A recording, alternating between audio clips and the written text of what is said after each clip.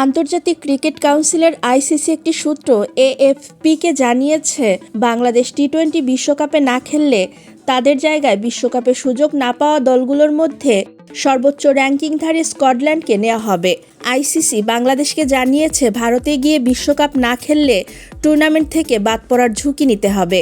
Bangladesh cricket board BCB নিরাপত্তার কারণে ভারতে খেলবে না জানিয়ে ম্যাচগুলো টুর্নামেন্টের আরেক আয়োজক শ্রীলঙ্কায় সরিয়ে নেওয়ার অনুরোধ করছিল আইসিসিকে।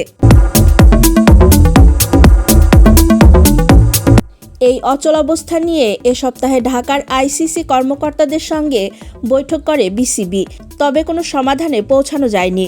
বিসিবির এক বিবৃতিতে বলা হয়েছে, আলোচনার সময় বিসিবি আনুষ্ঠানিকভাবে আইসিসির কাছে বাংলাদেশের ম্যাচগুলো শ্রীলঙ্কায় স্থানান্তরের অনুরোধ পুনর্ব্যক্ত করেছে। আইসিসি আনুষ্ঠানিকভাবে কোনো মন্তব্য না করলেও ক্রিকেট বিষয়ক ওয়েবসাইট ক্রিকইনফো এবং অন্যান্য গণমাধ্যম সোমবার জানিয়েছে, বিসিবিকে সিদ্ধান্ত নেওয়ার জন্য বুধবার পর্যন্ত সময়সীমা বেঁধে দেওয়া হয়েছে।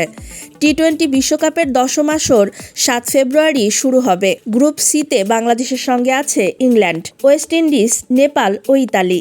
বাংলাদেশের ম্যাচগুলো কলকাতা ও মুম্বাইয়ে।